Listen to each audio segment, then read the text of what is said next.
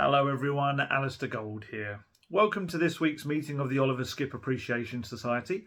Hopefully you received your new membership cards, laminated membership cards no less, in the post this week. It's been a good weekend. It's been a very good weekend, especially for Oliver Skipp, but we've got lots to say about Skippy and many other players. If you weren't aware, Tottenham beat Chelsea, which is not the most regular occurrence that you'll find in life. Honestly, what a difference a year makes. I remember, cast my mind back, you'll probably remember as well, Antonio Conte, after Spurs played him 4 times last season, didn't they, in the Premier League and the Carabao Cup twice. And pretty much Antonio Conte was telling everyone that would listen that, you know, there's a huge chasm essentially between the two teams, and he kept calling Chelsea one of the monsters, and just essentially how far apart the two teams were. And to be fair, absolutely was the case last season. I mean, across those 4 games, Spurs barely laid a glove on them. They really didn't. And you know, before this Sunday, looked at the stat. Spurs only won 7 times in 62 attempts against Chelsea. But then fast forward a year on, Chelsea having spent feels like about £7 trillion on new players and the biggest squad I've ever seen. And weirdly, Spurs now find themselves 14 points ahead of Chelsea. It's just madness. It's utterly madness. And do you know what? Yesterday's win was so comfortable for Spurs. That's what I would be the most worried about. If I'm, you know, among the powers that be or Graham Potter, whatever, at Chelsea, I would be looking at that and just thinking, we spent so much money and Spurs were very comfortable throughout. Look, could Spurs have attacked a bit more, created a few more chances? Of course, it wasn't the perfect kind of overall performance.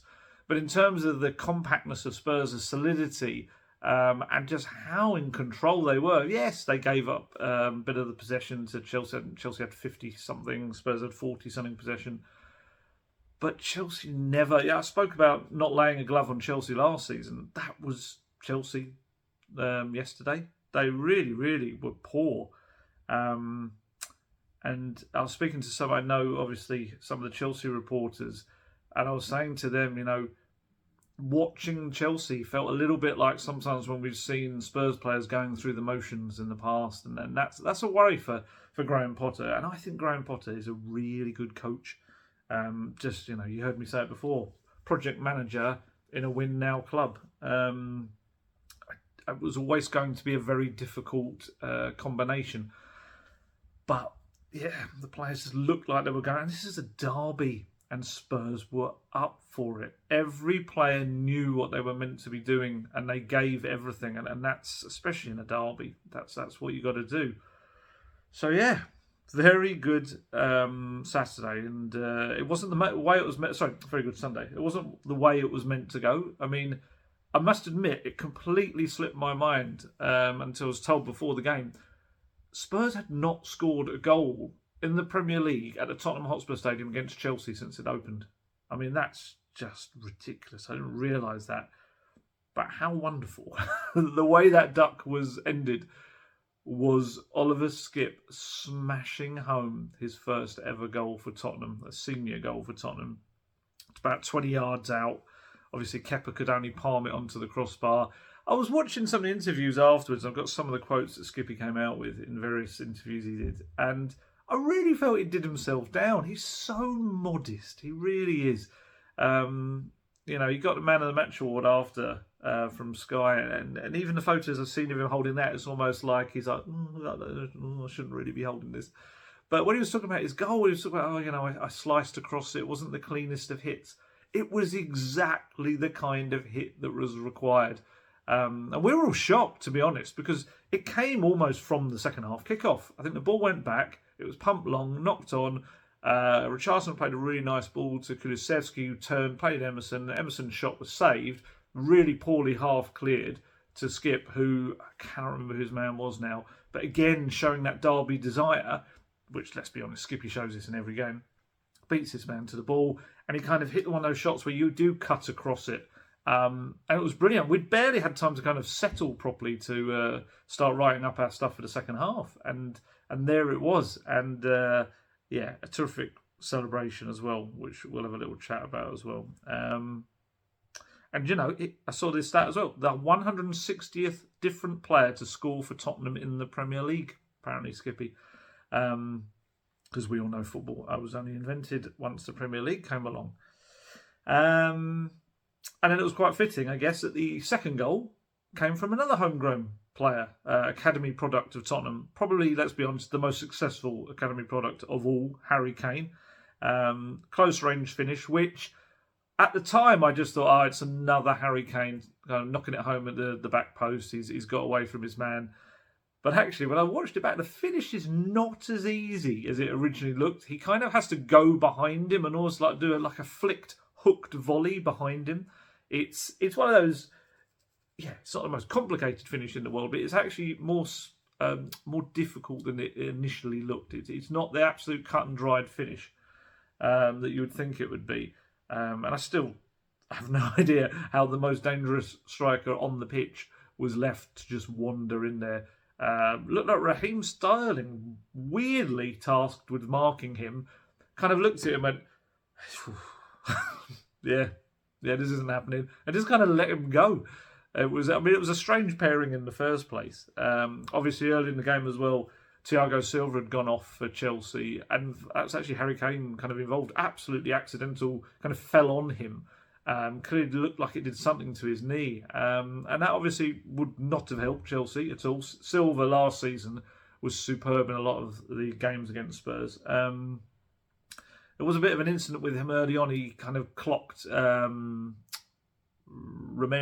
in a free kick, a Chelsea free kick coming into the box, which was very much kind of glossed over. But when you watch it back, especially in the slow-mo, it wasn't a good look. So obviously, I'm not saying he would have got sent off anyway had there been different kind of VAR referee people, but there was a strange symmetry, him going off, and hopefully it's not too serious because he is a terrific defender. Obviously, whether he's Chelsea, Spurs, whoever he plays for, he is, he's one of those players that absolutely, I thought he would struggle in the Premier League at his age, and he's been superb, to be fair. But yeah, it was, I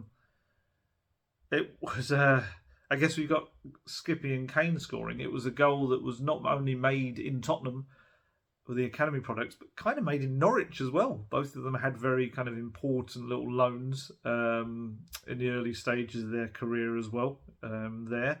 And also, Kane. That goal means that he's now scored 20 or more goals in all competitions in 9 successive seasons. The man is a machine.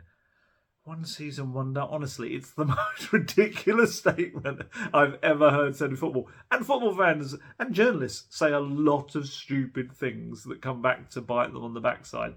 But Harry Kane being a one season wonder is the most ridiculous. Only he and Robert Lewandowski are the only 2 players, I think, in Europe's major league. I think it's Europe. I don't know if it's the world. Certainly in Europe's major leagues that have managed that. Have scored 20 plus goals in 9 consecutive seasons. It's disgustingly good. It really is. It's incredible. And here we are. It's the first time Spurs have taken 4 points off Chelsea in a league season since the 2008-9 campaign. And it's the first time since 2015-16 season they've avoided defeat during a single season against the Blues. And obviously Christian Stellini, once again, front and centre. I do like Christian Stellini. I do. That's not to say I don't like Antonio Conte. I really kind of get a lot of good answers out of Antonio Conte. But it's just, I just love the way that Stellini has stepped in. He's been very, other than team news, really kind of forthright with us and honest. He's very much, it doesn't say a lot, but what he says cuts straight to the bone. And he's a very intelligent guy, you can see that. And yeah, honestly, this little kind of insight into the press room, pretty much after every press conference Stellini's had, there will be not only journalists who are there for the first time, in one of his press conferences, but ones that are there always, and they're always like, "Oh, that was really good." He's such a good talker, isn't he? And that's kind of, I don't know why you should be surprised. I mean, sometimes you have assistants filling in and stuff, but yeah, I guess sometimes it can go either way. You can have ones who aren't used to it, who just speak honestly as if they're among anyone else. There's others who, I wouldn't say they freeze, but they become slightly autopilot, and everything that the press officers have told them to say, they parrot it. But Stellini, yeah, he's a really interesting chap. And I really know with him that I can ask him a question looking for a tactical, bit of deeper answer, and he'll give it to me. He did one about the defence last night that we'll cover a bit later. And he will, and he was quite honest in terms of, like, even the other day on Friday in the press conference ahead of the match, he was asked about wanting to be a manager, and I was a little bit like, "Ooh, you went there." He actually said, "Yeah, obviously it's something I've dreamed of," and he did. He was the I think it was Alexandria. He was manager of, but he was also Genoa's under-21 manager for a little while as well. So he has done it. But yeah, I was just a little bit like, "Oh, you went there." I wondered if he'd really downplay it, because obviously Conte would see that. And look, let's be honest, it's slightly awkward that he continues to win as assistant manager. Look, Conte is heavily involved still, and we'll talk about that as well and detail exactly what Conte is doing in these matches. But it is a little bit awkward. And let's be honest, there's the possibility, I'm not saying it'll definitely happen, but with 3 wins out of 4 Premier League games, there's a chance that you could see an assistant manager nominated for Manager of the Month. It could happen. I don't know when that would happen, that would come out. I think maybe it's early in the next month, isn't it? But you never know. And that would be, I wonder if that's been done before. We've had caretaker managers. We've had people stepping in for longer periods. But to actually have an assistant manager, I don't know. But yeah, no, I do like Stellini. But he was very much more, whether someone said something to him, I don't know. But after the game, he doesn't like talking about the fact that he's won 7 out of 7 when he stepped in for Conte. There's some suggestions that there might have been another couple of Inter games that we haven't taken into account, but I haven't found them yet. Maybe I need to look a little bit deeper in that. But then it would only be, they're only there a couple of seasons, weren't they? But anyway, we know of, there's definitely 7, and he's won all 7 of them. And big games at Spurs, Man City, Chelsea, West Ham, and a derby as well. Marseille, big Champions League win away. So yeah, you can see there's a little smile on his face when you mention the record. And why not? He should be proud of it. But yesterday he was very much like I say, I don't know if someone said something like, "Oh, don't make it sound like it's all you," kind of thing. I'd hope no one said that, because he's definitely not that kind of guy. But he was asked whether, after the result, does this give you even more belief that you could be a manager yourself one day? And one day, and he said, No, it gives me belief about the team. So that's the most important thing. I feel that the team follows the process Antonio creates, and they take more responsibility without Antonio. This is what I believe in." And he made an interesting simile of the team and how they've kind of grown up almost without Conte there, because they've had to. He said, "It's like a teenager that has to become mature. The team react in this way, and they take a lot of responsibility. Everyone, players that play and players that are sometimes not playing. This is why I'm glad to stay here and to keep the chair of Antonio warm." And he said, Antonio called immediately, straight after the game. He was really happy because he suffered a lot. But now is the week Antonio is back. So we're happy for the win. We're happy for that. And we have to give many compliments to the players because they played a great match. They did. It was a real... Look, we always kind of, as journalists and also as fans, the first thing you always ask for should be the bare minimum. They should fight, and they should want to fight. And they did. They did, right from the offset. Honestly, they were slamming into tackles from the early moments.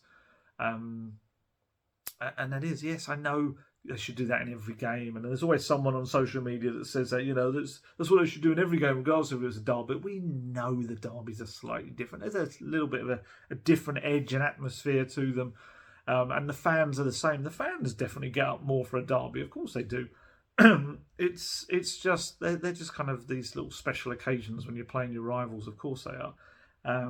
There's VAR. Yeah, of course. When I'm talking about the match, weird VAR moment where it was like, was it Havertz had a little kick out at Richarlison, was it? Or was it Højbjerg? That's gone out of my head. But anyway, that wasn't the key part of it. The key part of it was then that Hakim Ziyech came over, had this kind of, he started to get involved when he didn't really need to. Then I think he pushed someone away. Can't think who that was. But then Emerson decided, I'm going to come across and just for no real reason, barge him in the back when he had the ball in his hands. So he did that.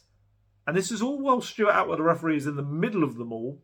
And Ziyech took real exception to that and kind of flung out his arm at Emerson, which I still kind of 100% decide what he was trying to do. He kind of flung his arm out and it's bounced kind of off Emerson's shoulder and hit him in the face. I can't tell whether it was a messed up attempt to try and slap Emerson Royale or whether it was a messed up attempt at trying to push Emerson Royale. Right in front of the referee, which was daft in itself. Emerson did that classic of that players do nowadays where, and then slowly falling to the pitch as if he'd just been taken out by a sniper's rifle. And obviously we then had the VAR mess.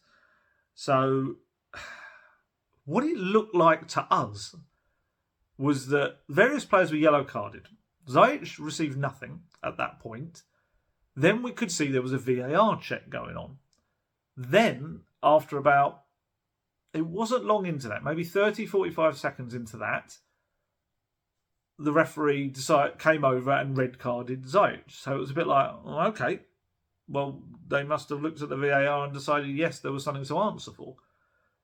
So Ziyech walks off, and as he's coming towards the touchline, we suddenly see the referee head off in the opposite direction to a pitchside monitor. And Ziyech is told by some of the Chelsea players, no, don't go yet. So then Stuart Atwell looks at the video, comes back, downgrades the red card to a yellow card. So we were trying to work out all the different scenarios that could have been. It was like, did he just mistakenly hear that they needed to send him off?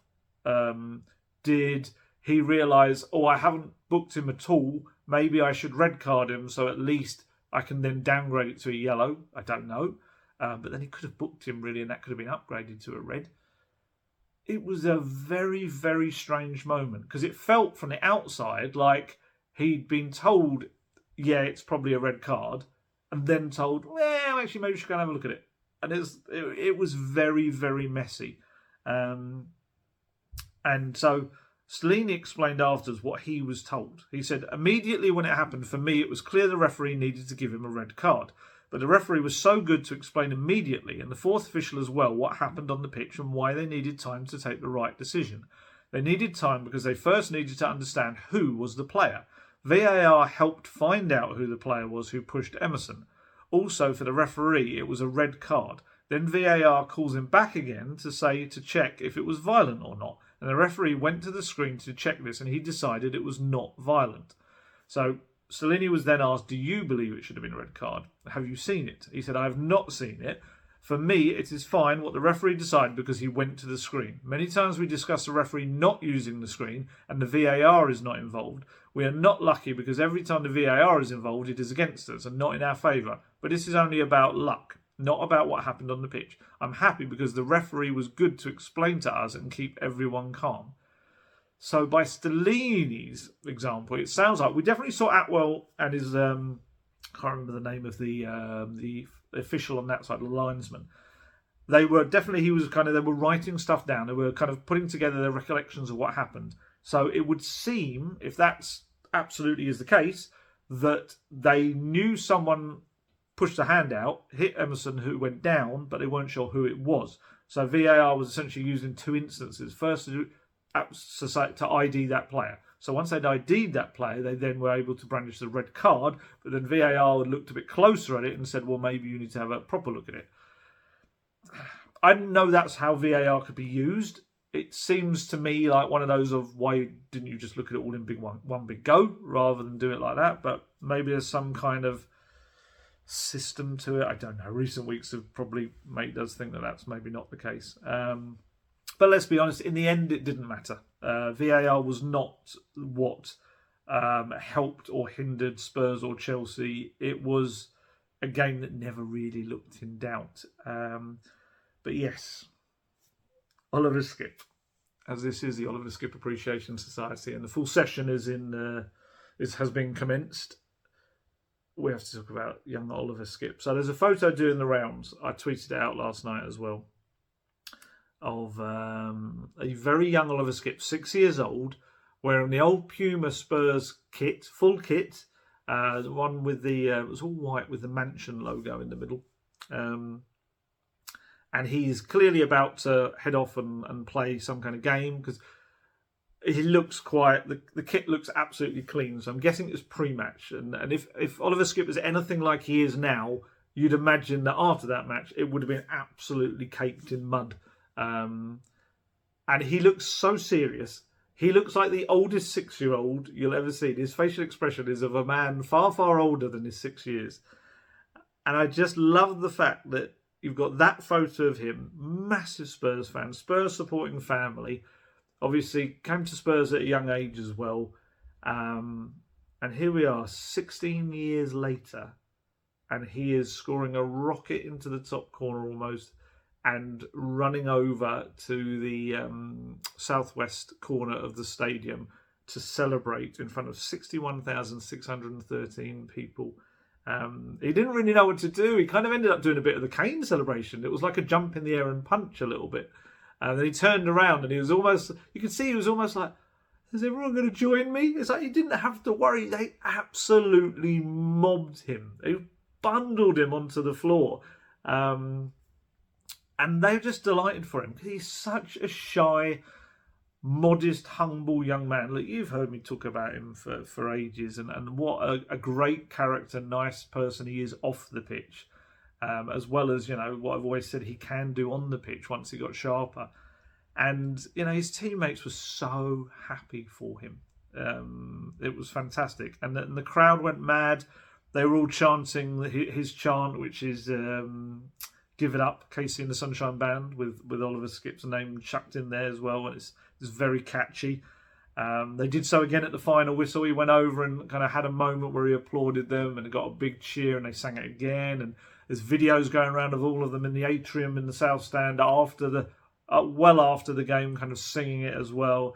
It's a little boy's dream, really, being realised 16 years on. Let's be honest, we've all dreamt of that moment.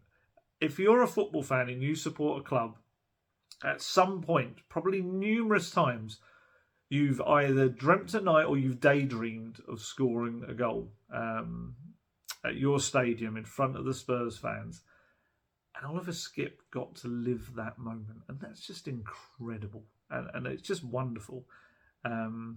Absolutely fair play to him. And you know, it's been a huge 12 days for him, really. Obviously, he's broken into the side before. He was terrific in the start of the season under Nuno and then Antonio Conte when he first came in before he got that injury. But for me, these last 12 days have just been 3 massive matches in his career, really. And just reminded everyone, you know, Milan, West Ham and now Chelsea, just reminded everyone that I see... Look, I'm not going to go on one of my rants about social media too much. But there are so many people that write off young players without any real reason. They don't take into the factors of injuries. They don't take into the fact that they're still developing. They don't take into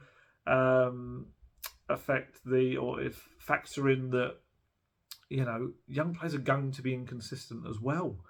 So put that all together, and what have you got? Skippy bobbly boo.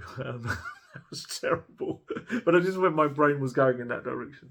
And you know, he's just had a rubbish 2022. He just did. He went away to Norwich before that, had an incredible season, one of the players of the Championship, in the team of the year in the Championship, swept Norwich to the Championship title, helped them, was one of the key elements of them doing it, came back, carried that on with Spurs, was superb. Everyone's singing his praises. He was getting man of the match. I think he had 3 man of the match awards at Spurs in a row. And then what happens is he gets an injury, and he got it way back. He got it in October, so he was playing with it for a fair few months, and it just got worse and worse and worse. And then almost injuries create this frustration among fan bases. Then they're coming in and they don't quite look right because they haven't got their sharpness back. And suddenly they're just kind of lumped in, and my thoughts sometimes when it's young English players as well. It's almost like, let's build them up, let's slap them down. Oh, you're just another player A, B or C that we've seen many times who hasn't made it. Skippy can be one of the best young Spurs academy products of many years gone by. Obviously, Harry Kane is the pinnacle, but, there's no reason why Skippy can't become, I'm going to say it, maybe the next Steve Perryman. He can. I can see similarities in the way they are within the squad. I've been very fortunate enough to speak to Steve Perryman on a few occasions. He's a terrific guy. And someone told me that their first goals were actually quite similar. I must admit, I haven't seen Steve Perryman's first goal. Now I've reminded myself, I'm going to look straight after this. But there's no reason why he can't do this. And this is a guy that Jose Mourinho quite clearly said could be a future captain for Spurs. Antonio Conte has raved about him. Nuno raved about him. Everyone's raved about him. Poch could see the talent in him as well. He was the guy that brought him on the pre-season tour when he was just turned 17, I think. And this was just a huge, huge moment for him. Like I say, the first goal any Spurs player scored against Chelsea in that stadium in the Premier League. They scored I think it was Lamela scored in the Carabao Cup, but in the Premier League, that is the first goal. And obviously his first goal as well. It just needed to get sharp again. He's had 2 freak injuries. A pelvic injury that is so rare. And it obviously took, we can have question marks over how it was dealt with, absolutely. But eventually it was fixed. And then he gets a freak injury in training when another player's stud goes through his ankle after both jumped up for a header. It's just, just freak stuff. And then even when he's come back, it just takes a bit of time. It does. It's not rocket science. The more matches you play, and I think we'll probably see this with Richarlison. I think you'd imagine he'll start a 3rd game in a row at Sheffield United, and you'd imagine you'll see a better and better Richarlison. And he's older, and this is a young 22-year-old. I thought he was excellent. He was so good. He's, like I say, he's such a shy young man. I've interviewed him a few times. He's very intelligent. That's why the coaching staff love him. He's very tactically intelligent as well. Knows where to cover everywhere on the pitch. But to speak to, he's got a funny way about him. The way he speaks, it's very measured, very thought out. Sometimes he gets kind of gabbles a bit. He almost gets really quite excited when he was talking. I'd imagine he would have been like that yesterday as well. And from what I could tell from some of the interviews as well, he's so respectful of some of his senior teammates. He calls them by their surnames, like a fan would. It's so funny, whereas he plays and works with them every single day. Honestly, you won't hear a bad thing about Skippy from anyone in that football club, anyone that knows him. I've told you the story before about the watching him help the kit lady with the bags when everyone else was walking past her after a UEFA Youth League game, and then making a real point of coming over and carrying these big heavy bags. It's just the kind of guy he is, and the weird thing is he's so shy off the pitch, but on it, he just doesn't take anything from anybody. He just never backs down. He terrorised Chelsea, not from only the opening minutes, but to the last. If you watch right at the end of the entire game in added time, there's a 50-50 with Enzo Fernandez. And bearing in mind, Enzo Fernandez cost £107 million. There was only one man winning that challenge. honestly, Skippy clattered into this 50-50. I thought Fernandez's leg was going to fly off into the distance somewhere. And it summed up not only the two players, but I think the game on the day, and the desire of the two players, of the two teams. And it was excellent. Here's his stats for you. Skippy had 48 touches of the ball, played 7 passes in the final third, 1 possession of the ball 5 times, won 4 duels, made 3 of those crunching tackles, intercepted the ball another 3 times, and he had that one powerful shot, of course, that Kepa could only push onto the crossbar and in.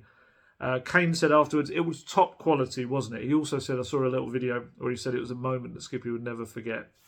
He said, it was as good as you can hit them, really. Like Skippy said, we work a lot in training on the edge of the box, finishing from the second ball. He's been working hard, so it's nice to see it pay off. Højbjerg, who I could really feel the partnership. They had a really good partnership in that kind of start of the season under Nuno and then Conte. And you could see that starting to reform again. And Højbjerg said afterward, he's a young man with a good mentality. He works hard, he commits to the potential, and if you want to be something in this world, I think the mental part and the hard-working part is the most important thing, and he has that on top of his abilities. He should be pleased. He should also be proud, but it's also important for him to stay focused. Fraser Forster said, it was brilliant. It was a fantastic hit, and everyone's absolutely delighted for him. Everyone knows how hard he works and what a good professional he is. To score your first goal in that manner, it's just fantastic, and everyone's absolutely buzzing for him. It's always tough after you've had a bad injury. It always takes a bit of time to come back from that. And in a club like this, you've got so much competition for places and fantastic players around you. So he's had to be patient, but whenever he's called upon, he's been fantastic. And with this run in the team, he's shown exactly what he can do, and he's producing fantastic performances. And Skippy, when I watched this Spurs play interview, and you can just see he's kind of almost struggling to take it. It's not the position. He's been used to talking about having good performances, but he hasn't been used to being really the star man and scoring such a great goal. And he said afterwards, it feels amazing. It's hard to describe, really. Coming through the academy and then to score your first goal and to score against Chelsea like that, it makes it a bit special. And he asked him to talk through his goal, and this is where he kind of talked it down a bit. It's like, we've been doing that quite a bit of work in terms of second balls from the edge of the box, and it just came to me and it was bouncing up nicely. I cut across it quite a bit. It wasn't necessarily the cleanest strike, but fortunately it went in. And he had Clive Allen alongside him. And Clive Allen, a brilliant finisher of himself. And he was just saying, no, it was a really good hit kind of thing. And on that kind of feeling as he ran across to celebrate with the entire South Stand and the whole stadium kind of barring the Chelsea fans, roaring and singing his name, it was incredible. I saw Kepa get a hand to it, and I'm just waiting to see whether he was going to push it over the bar, but it does, and it goes in off the bar. But it goes in off the bar. I then got crowded out by my teammates. I was walking back thinking literally everyone was coming over to me. It was such an amazing feeling. And, we know he's had to bide his time with Bentancur Højbjerg forming a terrific partnership, 2 terrific players together. And, I said before that in January, he was felt almost so low down the pecking order that he was willing or open, certainly, to a little short temporary loan move just to head out and get some matches, maybe just till the end of the season, get himself back in the kind of form and fitness and sharpness that he knows he can have. Conte blocked it, wanted to keep him, and that now is looking like a masterstroke because obviously nobody was to know that Bentancur and Bissouma would then end up, Bentancur is going to miss the entire season, of course, the rest of the season, and Bissouma is going to maybe come back for the final weeks, possibly, as long as all goes to plan. But it's been perfect for Skippy. And then again, I think he also had like a little mini challenge of Pape Matar Sarr. It's Pap, by the way. That's been someone's told me from the player himself. Despite the fact that Antonio Conte is calling him Pape in his pressers, it is Pap, just Pape Matar Sarr. He obviously is an incredible young talent, and everyone's kind of all excited about him. So that was another little mini challenge. And I think, when Skippy was picked, certainly against West Ham, I think people were a bit like, it should have been Sarr out of the 2 that played in Milan. And Skippy's absolutely proved it to be the right decision. He's been superb. And Sarr will have Pap will have his time. It's technically Pape Matar. That's his name. and his surname is Pierre-Emile. So, there you go. Like you really needed to have a lecture on how to say someone's name, especially coming from me, who can't pronounce anyone's name. Yeah. So no, he's done really, really well, Skippy, for himself, and he spoke about that. He said it's and the kind of the obstacles in his way. He said it's nice to step up because obviously the first half of the season didn't perhaps go as I wanted it to. From an individual point of view, then obviously we've had a couple of really serious injuries, and I hope they're back as soon as possible. But it was only really up to me, Pap, and Højbjerg. Notice the surname thing there. Whereas Pap, who's a young player, gets his first name. There's only 3 fit central midfielders to step up, and I feel that now I've had a run in the team, I really feel comfortable and able to put in performances like that, and hopefully there's more to come. And he was asked about beating Chelsea as a Spurs fan himself. He said it's nice, particularly as results in this fixture haven't necessarily always gone the way we expected them to. It's nice that we can give the fans something back and put in a performance like that.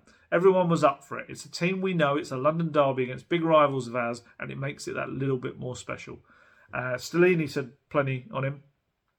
He said, since we arrived here, Skippy surprised us in that moment, as in with how good he was in Conte's early months. In January last season, we lost Skippy for a long time. The rest of this season, and when he started this season, he was not fit very well, but he worked hard, because obviously he had that freak injury.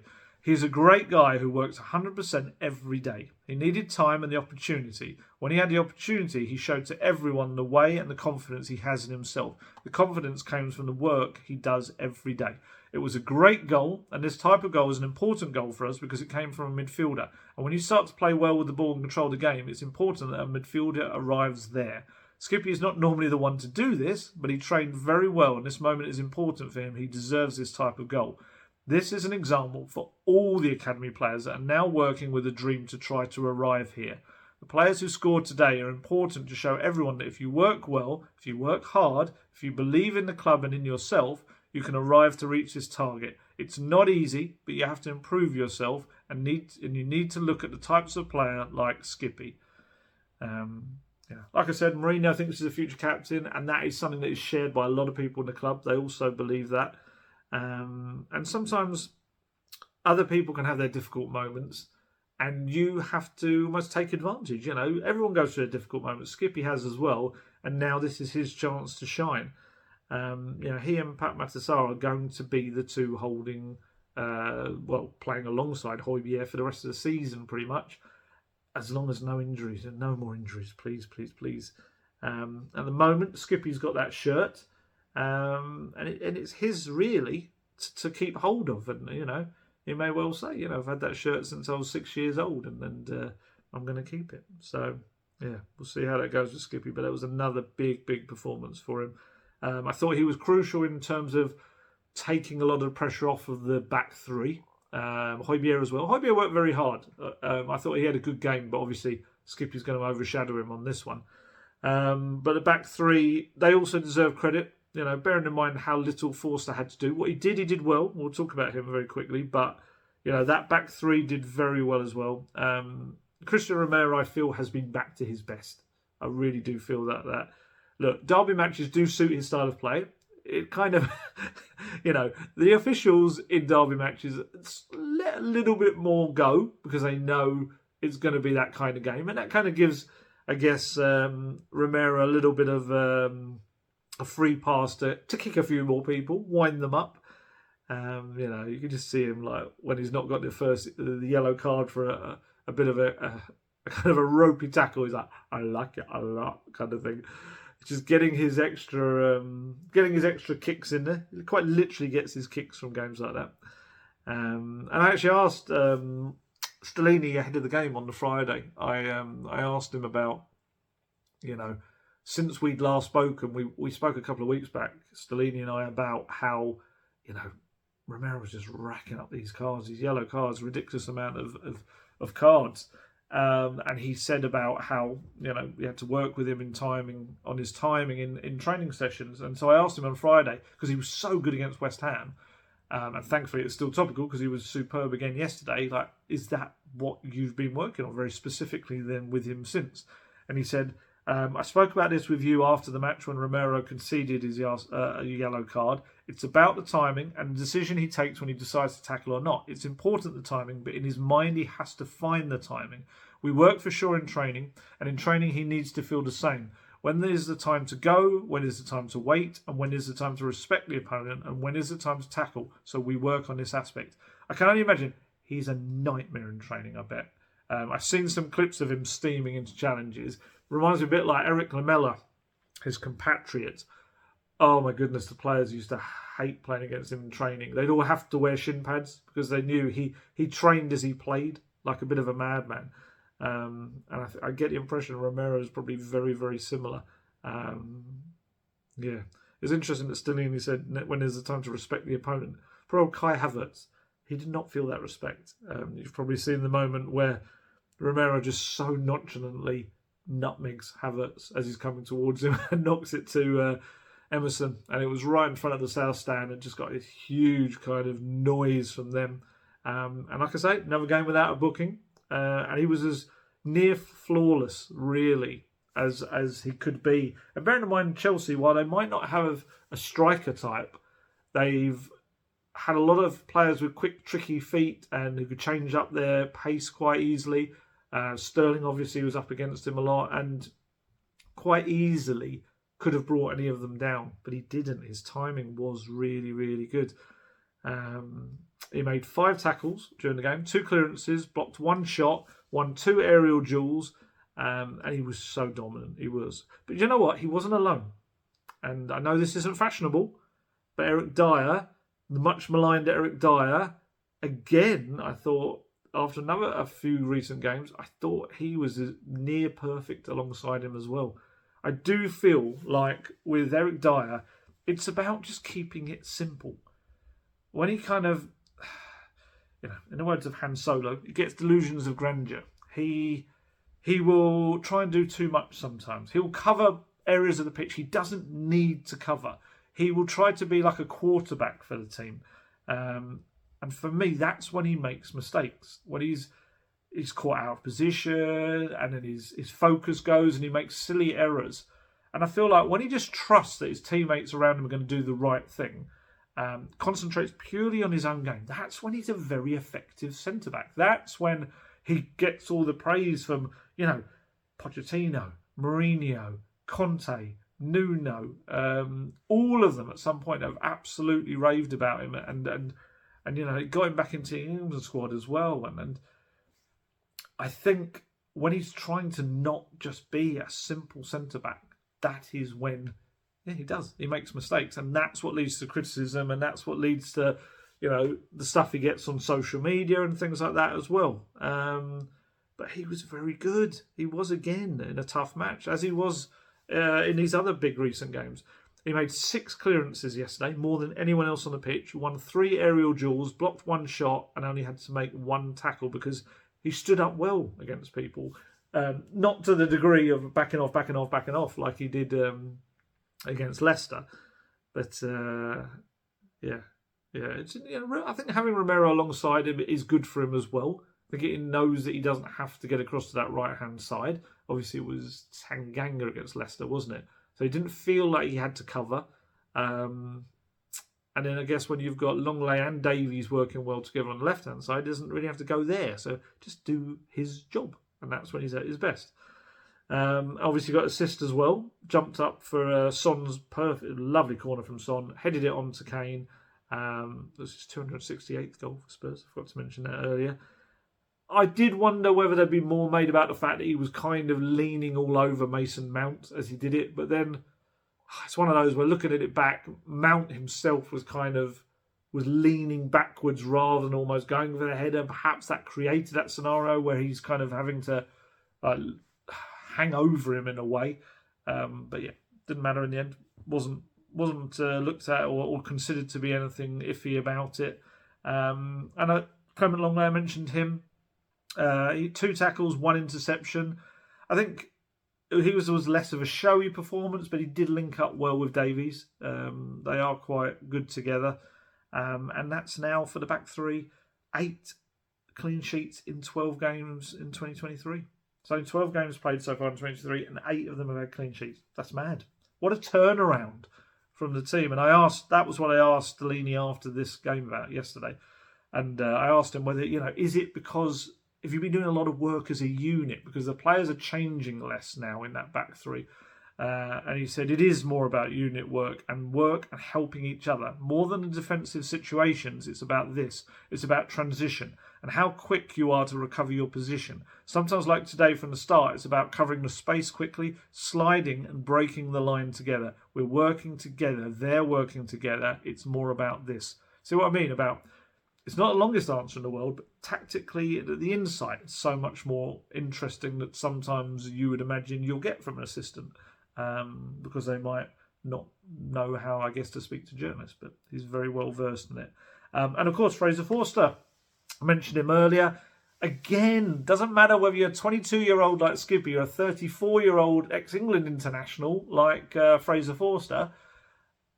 It's about getting your rhythm back and playing matches. And I think we're starting to see Fraser Forster looking very solid and reliable. He didn't have masses to do. I think João Felix, he made a comfortable kind of save down the middle from him, a good catch. He made a flying save to deny Raheem Sterling, which was then called offside because I think maybe it was Havertz in the way, blocking his view, which made the save all the more impressive because he couldn't really see it. A bit like I feel like Kepa had when Kepa, it always sounds like, was it Lethal Weapon 2, the South African baddies, Kepa. He couldn't see the ball, Forster, so that made that an even better save. But the best one for me was he dived at the feet very bravely and quickly of Havertz in the second half. And it came at quite an important moment, I feel. And also dispelled some of those fears that maybe at 6'7", he's a big guy, that maybe he couldn't, or he wasn't as able to get as quickly off his line as Lloris can, despite Lloris being a couple of years older. But I thought he did. He dispelled that really for me. I thought he had a really good game. Like I say, only 3 real saves to make. A couple of claims from various balls into the box. But yeah, they trust in him. The defence trust in him, and that's a major thing. He spoke after the game of Spurs play. He said, "I'm loving it. You've got to be patient when you're not playing, but the chances come along, and obviously it's nice to be playing. It's fantastic. If you're not enjoying beating Chelsea at home, then something's wrong. It's just brilliant to be playing. It takes a bit of time to get up and running, and you're playing with players that you've not actually played with a lot. So it's about building those relationships and getting used to playing for Tottenham, but it's fantastic, and I'm loving playing." And on keeping the clean sheet, he said, "We discussed it a lot. Keeping a clean sheet is so important. We know that if we're defensively strong and compact, then with the attacking threat we have in our team, we're going to cause teams problems.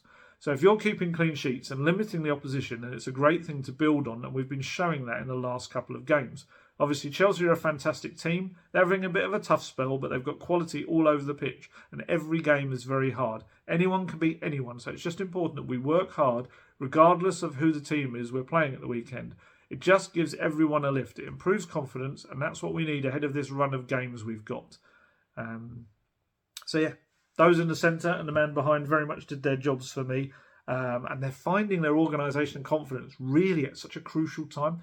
That's what I think is the most important thing for me, is that, this, I said before it all started, that this looked like a good run of fixtures to build momentum and confidence. And thankfully, Leicester aside, it's starting to prove that. 4 wins in 5 in the Premier League now. And yeah, wing-backs, got to talk about the wing-backs as well. Look, if you were to look up a dictionary definition of Antonio Conte wing-backs, you're not going to find a picture of Emerson Royal or Ben Davies there. You're just not. Yet here they are. Reminds me of that Paul Rudd meme, doesn't it? Hey, look at us. Who would have thought? Not me. That's very much for me. It is Emerson Royal and Ben Davies, because they're not natural wing backs, either of them. But yet here we are. Look at us. Emerson playing the best football of his career. I think that's fair to say. Keeping £40 million man Pedro Porro on the bench again. Davies, that was his 300th appearance for Spurs. He's such an underrated guy. He really is a squad player for Spurs. And he's currently keeping probably the most natural Conte wing-back out there. Even Perisic out of the team. A guy that's won it all, can't get back in the team right now. And like I said, neither of them tick the boxes as a Conte wing-back.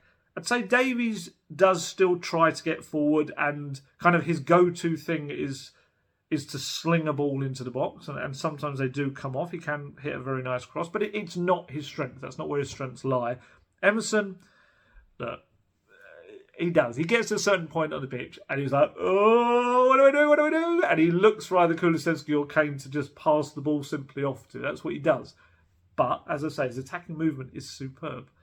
And I just love the fact that the two of them combined for the goal against West Ham, because it was as unexpected as it was wonderful. It was so good. But it's at the back where they might not be natural wing backs, but they're contributing so much at the other end of the pitch. They are. I had some stats. Let me see if I can find it. Oh, that's the other thing I was going to mention as well. Especially Emerson. They're very good at tucking in to create extra numbers in the midfield, which is important. We've always complained about this issue of Spurs being quite rigid in their system, and thus having two central midfielders sometimes up against a three in midfield.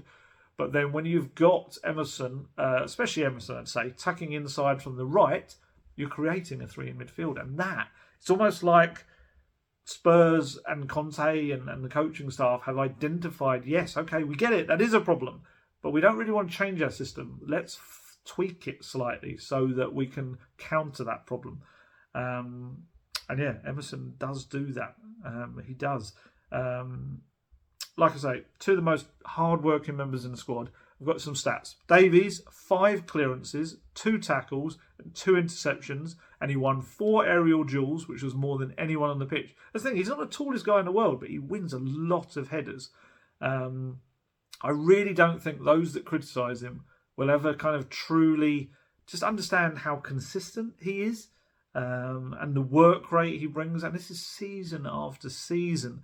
And in lots of big matches, I just feel that the odd mistake he makes just gets kind of amplified, and it becomes this way to judge him. And all of the other performances he puts in almost get cast aside.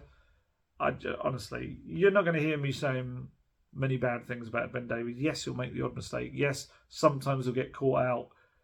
But he has been an incredible servant for Spurs. And those 300 games, honestly, he's given so much. And I've said it before, there's a reason why all of these top coaches all turn to him. Yet, you find some fans are saying that it's almost a bad thing that he's still at the club. I think it's a great thing that someone like Ben Davies is still at the club. Football clubs are often built on people like that as well. You can have your superstars, you can have your incredible talents, but you also need players like Ben Davies who are talented, but mainly they're just incredibly hard workers that give everything to the cause, and you need that. You do. Emerson stats. He made more tackles than anyone else on the pitch, 7 to his name. He won possession 9 times, won 13 duels and 3 more aerial duels as well. And he completed 3 clearances and made 4 touches in the opposition box. Like I say, his movement is very good. He gets up there. It's sometimes just about what he does when he does get there. And like I say, kept tucking in to help Skipp and Højbjerg. And Skipp actually mentioned it after the game. He said, I think Emerson, especially the last few games, he's really started to appear in those pockets. And it's really nice with Kulusevski pulling out wide and Emerson can cut inside. You know that Harry then has that ability when he gets on the half turn that he can spray passes about. So he's incredible at that. And you've just seen Emerson's confidence, honestly, it's just growing and growing with every passing match. We all know it.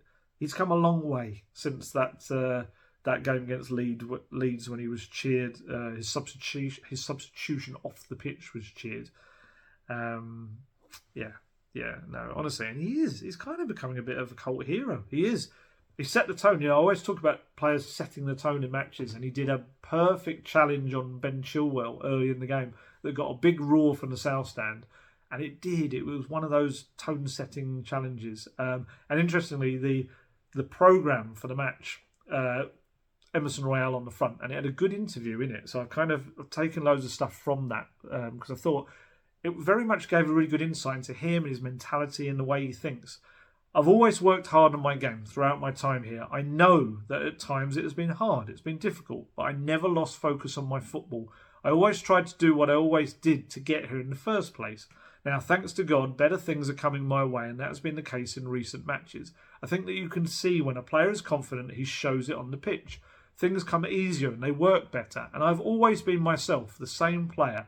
Some people say that it's a different Emerson, but the truth is I've always been the same player, the same Emerson, the one who played for the Brazil national team, Real Betis and Barcelona. Now I find myself in the team, playing well, and I hope that it continues for a long time. You know, he's an incredibly likeable guy. He's infectious, kind of his happiness in the squad. They all love him. You know, and he kind of admits his turning point really was obviously scored away at the Etihad Stadium against City, but then he was superb in the home leg. Really, that running battle with Jack Grealish kind of epitomised his whole performance really as well. And he admitted, yeah, definitely, that was a turning point. It was a huge game at home in front of our fans just after we played at their place where I scored, but unfortunately we lost. I'd say after that away match, something clicked for me. People started to speak positively about me again. You could see that at home. The team had the support from the fans and they showed their confidence in me. And I love that. Excuse me, got hiccups.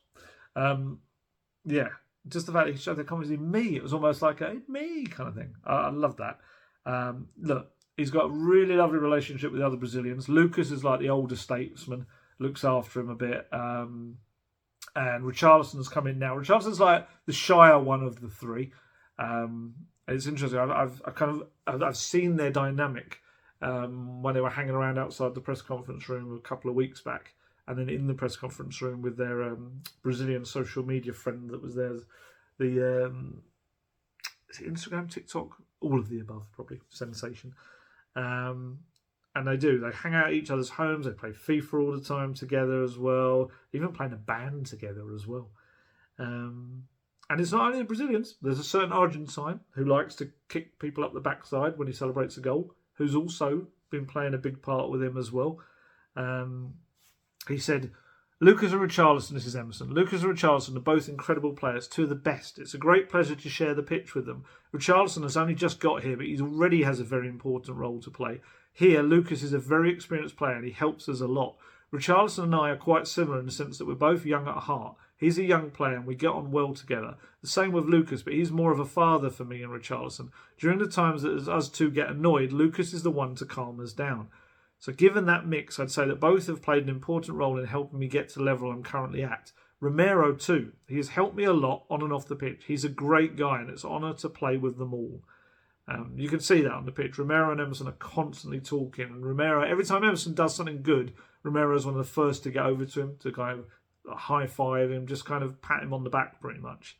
And it's funny really because Romero is, I think they're both 24, aren't they? So they're both quite young players, but yeah, good time for Emerson. It really is. Not only on the pitch as well. Apparently got engaged to his girlfriend last weekend. Obviously he's found out he's going to be a dad as well for the first time. She's having a little boy. So, yeah, good times all round. And even we got to see Pedro Porro come on with a little bright cameo. Came on in an attacking role in front of Emerson for Richarlison, wasn't it? And, yeah, good little cameo from him. Not too much to do, but it was one little nice run down the right-hand side. And I think just for him, it's a home debut for him. And it's just exercising the demons a little bit from that Leicester game. Just little moments like that are just going to add back to his confidence. And I'm intrigued to see whether we end up seeing him start maybe, I'd say against Sheffield United. I think you have to. Maybe against Milan as well. Maybe. We'll see. But yeah, I like the fact that at the moment he's got 4 very different wing-back options. Obviously, Sessegnon to come back in about 4 or 5 weeks or so. But the 4 other ones give him a real kind of balance for very different games ahead. He'll be able to turn to different options, and yeah, it's good stuff. It is good stuff. It's nice to see good people doing well. Yeah, I was going to talk about the club as a whole really at the moment. I just find it so weird at the moment that it's just such an unpredictable club. I mean, how am I now talking about a consistent Tottenham Hotspur, despite everything that's kind of going on around them? It's just crazy, really. It's such a turbulent club. You know, their manager right now is currently situated 778 miles away from everything. You know, in his Turin family home, recovering from emergency surgery. It's just mad. Yet here we are. Look at us. They've won 4 of their past 5 Premier League games. 4th place, 4 points above Newcastle now. They do have 2 games in hand, but they travel to Man City next weekend. And like I said earlier, Spurs are 14 points clear of Chelsea. They're 9 above Liverpool, who have like 2 games in hand, obviously. But it's just crazy. They found this consistency at a club where we don't really know what's going to happen next. I mean, you look at it. We were talking about this, some of us as journalists, before the game. Like, even the future is so unclear. I mean, next year, feasibly, you could have a new managing director of football at Spurs. You could have a new head coach. And you could maybe even have a new captain. Maybe, depending on what Hugo Lloris decides to do in the summer. You know, you could end up, let's say, maybe Spurs, if Hugo decides, you know, I've said before, Spurs are going to look to have Hugo's long-term successor in place for this summer. You know, Hugo Lloris might decide, well, I'll go off and just make sure I'm the regular somewhere else. He might do. And Spurs, I'm sure, would have no issues in just letting him go.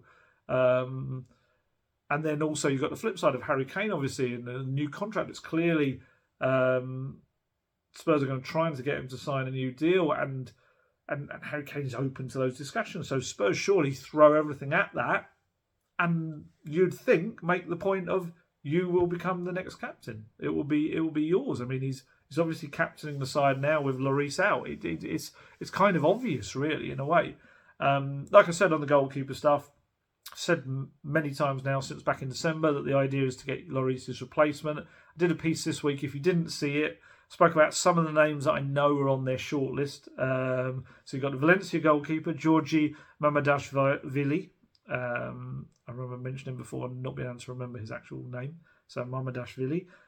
David Raya at Brentford, very good keeper as well. Robert Sanchez at Brighton as well. I think he and Raya both qualify as homegrown, I think, because of when they arrived in England as young goalkeepers.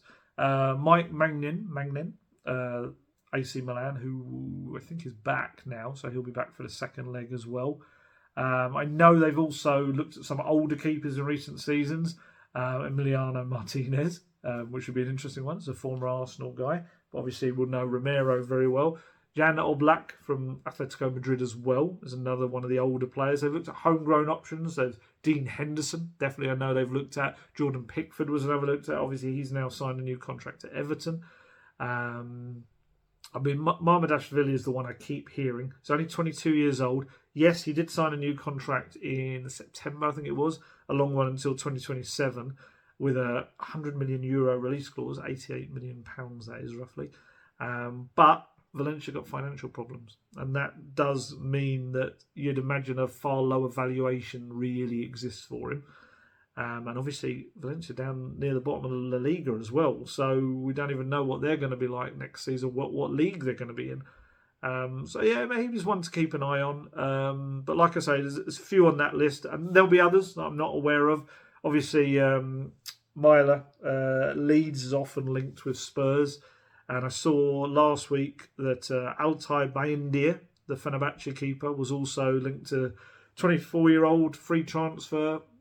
Turkish, we've got 5 caps for Turkey.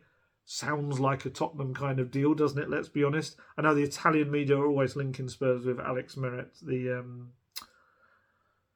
Italian goalkeeper, plays for Napoli as well. But I do wonder with him, would that be linked in with potentially Conte and Paratici both being there? I don't know. Like I say, we don't know exactly kind of what happened. Also, that goalkeeper decision, really, do you make that decision? Kind of, I guess it will also depend on who the new,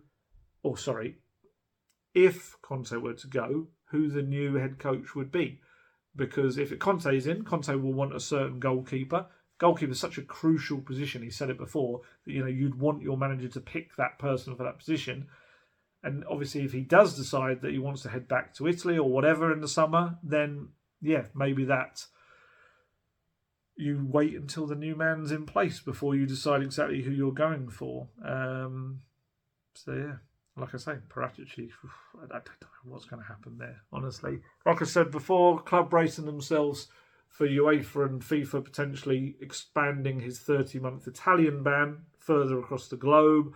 UEFA instigated their own investigation, which is being done by an independent party. I think there's all this, the PRISM, PRISM investigation itself in Italy as well. This is going to roll on and on and on.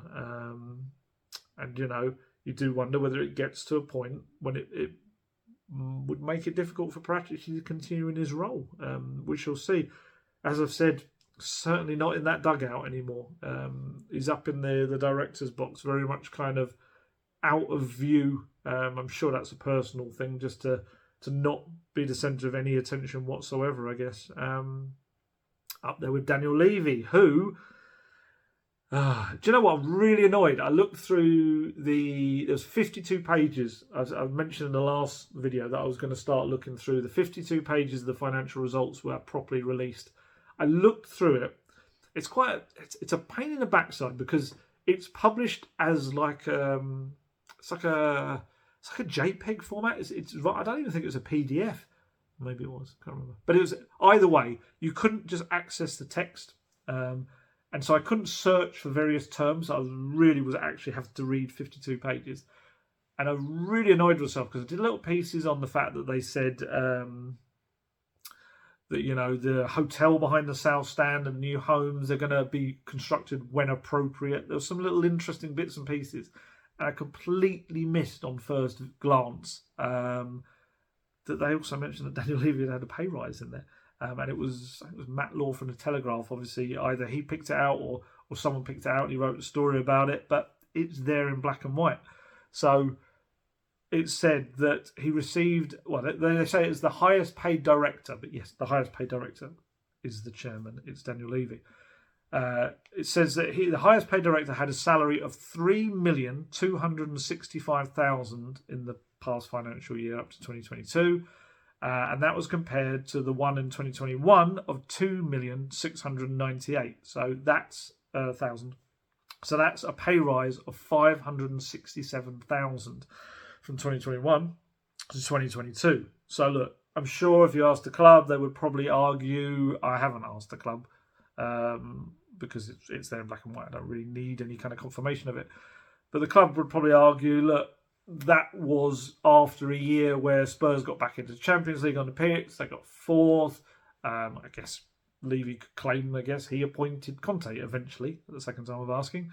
And the stadium itself, which we know Levy was a real driver before, the money started rolling in from that. And first full season without COVID, and it's made ridiculous amounts of money and will make even more so. So I guess if you're looking at that as a business point of view, then they've probably, they've met targets and that unlocked a pay rise. I don't know. I don't know how that works exactly. But it's the look of it. It's the look of the whole thing, isn't it? Especially when you've got fans that are kind of gunning for Levy at the moment. And, you know, at a time when there's maybe a perception that money isn't being spent. You know, Spurs and Levy are constantly saying, no, it is. We're in this top whatever of spending. But we know there's been moments when maybe he just wanted to push that a little bit more and they didn't. So to then see, look, $500,000, it's not the difference between transfer or anything. But I guess if you're a fan that's dissatisfied with the way the club's being run, then I guess it kind of is seeing that a failure to truly succeed is being rewarded. I guess that's the way it's going to look from the outside. You know, so yeah, it wasn't the greatest look. I'm no businessman, so I can't say whether it's the right or wrong thing for a man in that position after that financial year. I don't know. I don't know who decides, whether he decides himself. I'd imagine it's not the case. I'd imagine it's more of it has to be ratified and agreed by the whole board. But yeah, is it a good look? Absolutely not. No. That's business, and unfortunately we have to accept that football is a business, and that's why you're going to get stuff like that that's going to come out. And like I say, throw in the talk of takeovers potentially, major investment coming in potentially, or none of the above happening potentially. And that's what I mean about there's almost like this kind of just always state of flux around Tottenham. This almost chaos that is happening. It's almost like on the verge of chaos, but maybe not quite there. It's like, Guesty, who's a big Everton fan, Guesty does the podcast Golden Guest Talk Tottenham with me. He will just kind of be like, what are you on about? What is anyone moaning about Spurs for? I'm an Everton fan, and obviously they are chaos. They are in absolute disarray. But I guess it's looking at it from different viewpoints within different bubbles. I guess I don't know. But yeah, it just feels like somehow amidst that constant state of flux, Spurs are starting to find their feet at the important time. And obviously, like I say, huge credit has to go to Stellini, Ryan Mason as well. I said before, could we see Stellini up for Manager of the Month, which will be so weird. And I looked back at last season, where Spurs are after 25 Premier League games.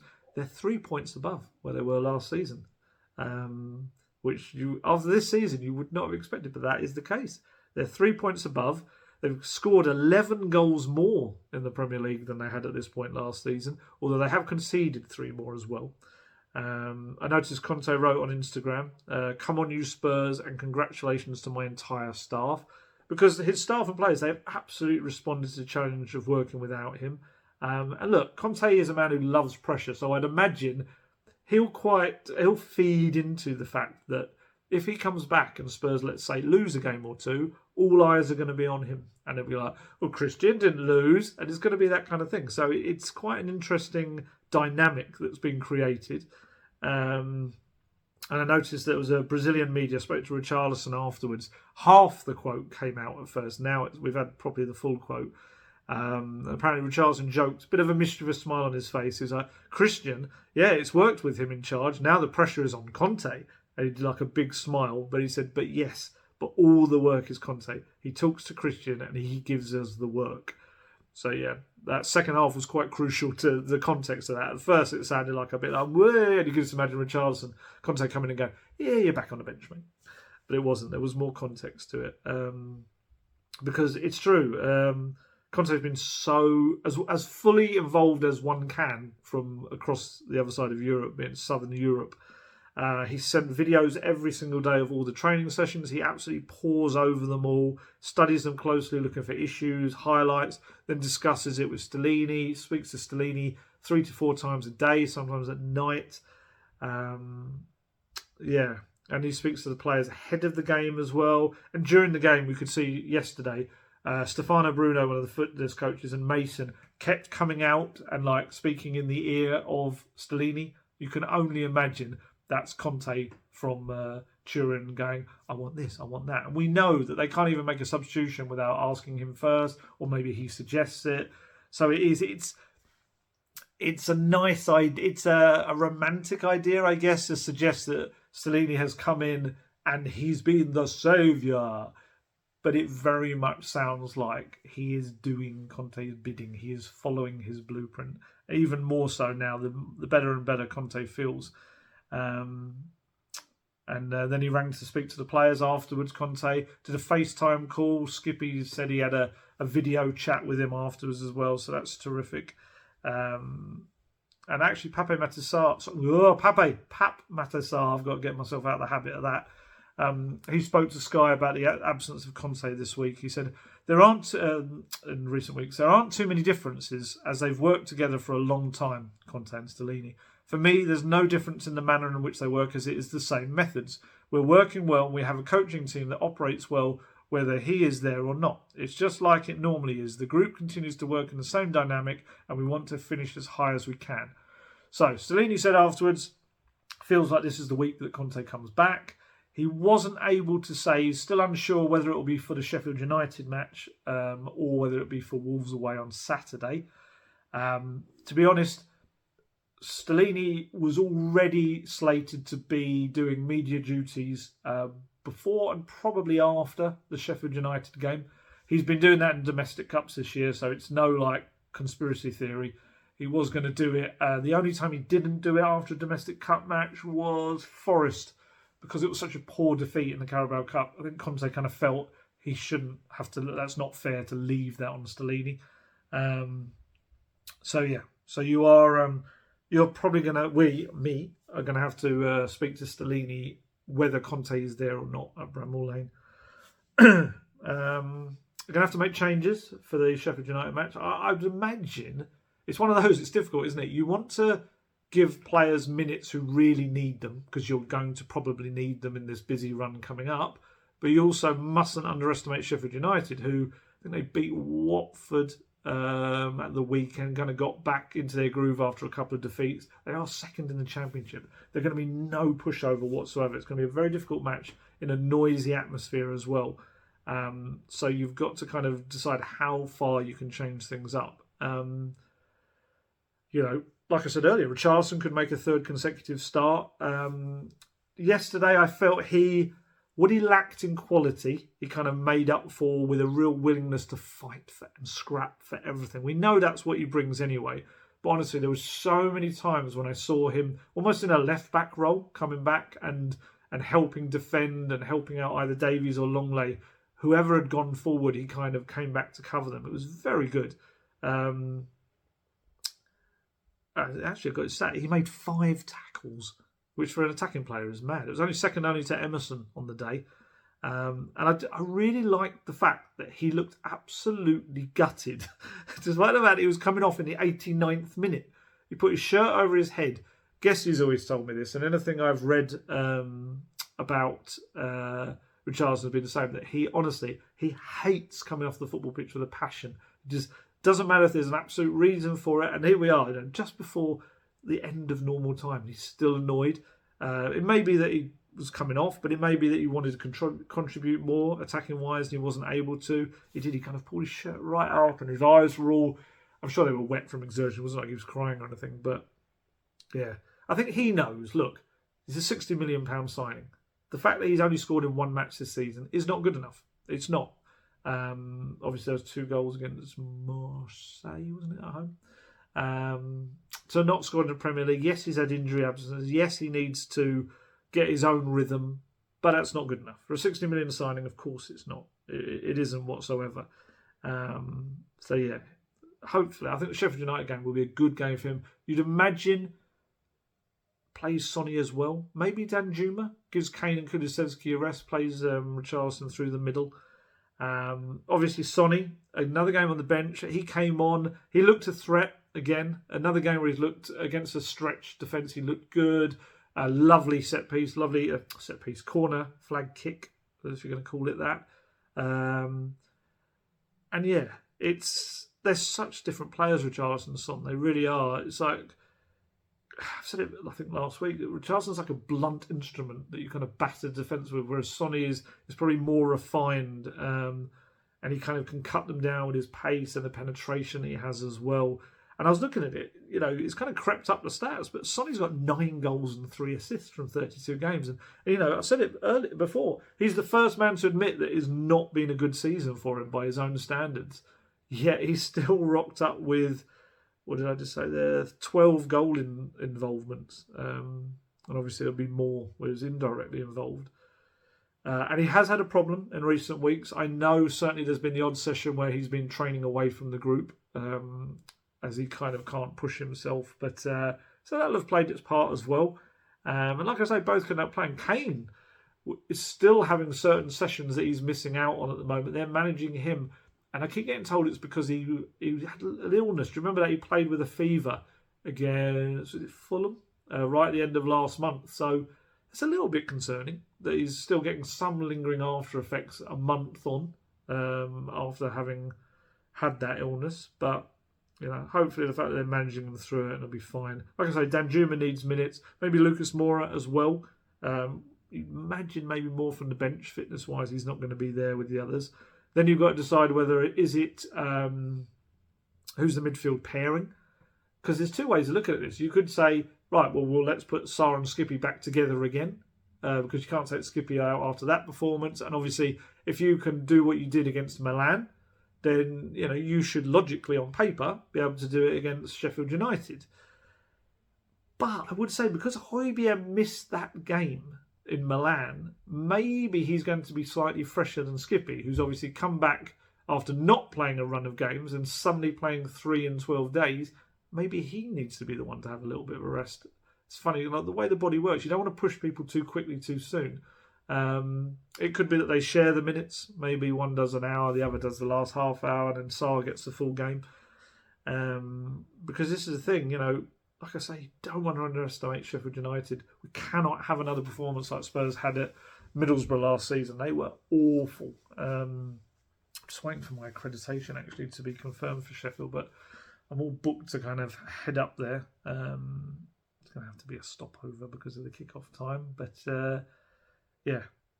things are looking brighter for Spurs. It's nice to be able to do these videos with lots of positive things to talk about. It is great. They've got to continue what they're doing under Conte when he comes back and is fully involved as well. But it's kind of got a hint of last season. Last season they found this consistency at the important point, and I feel like they're doing it this season. They've got a stronger squad, and they've got they've got to maintain it across more competitions. We're getting to the stage where last season they didn't really have anything else to kind of play for other than the Premier League. Whereas now, obviously, we know, they're in this top 4. They've got a gap behind them growing, which is good. Like I said, improved points total, 3 better than last season. They've got the FA Cup 5th round. They've got Champions League last 16, which is still very much half time in that tie. It's a packed old fixture calendar coming up, and this is where the squad has to be used, and they all have to step up as well. Things are going to be there's going to be a lot of happy faces at Hotspur Way this week. It's much easier to coach and manage it. It's a good time, I think, for Conte to come back in a way. He's coming back to a happy, more confident team, and they've just got to go for it. No regrets. Don't leave any regrets on the table, really. Just every player's got to push their claim, and when you've got that competition going, then you're going to get better performances all round. And like I say, found consistency in some chaos. Someone questioning me earlier was like, "It's not chaos." It's like it wasn't Guesty, but I think there is. I think there's this little element of uncertainty at the club. Yet they're really kind of quite focused right now, and long may it continue because, like I say, it's nice. A win against Chelsea. It's such a rare thing to be able to talk about. It's fantastic. 2 derby wins in a row. If they can get through in the FA Cup, and obviously you hope for a favourable draw if they could get through in the quarterfinals next, isn't it? Yeah. Who knows what this season could yet bring. Fingers crossed it's some good stuff. I actually wasn't crossing my fingers at that point, which is a bit of a daft thing to say. Fingers crossed it's good to come. Good stuff to come. So there endeth this latest meeting of the Oliver Skipp Appreciation Society. Thank you all for coming.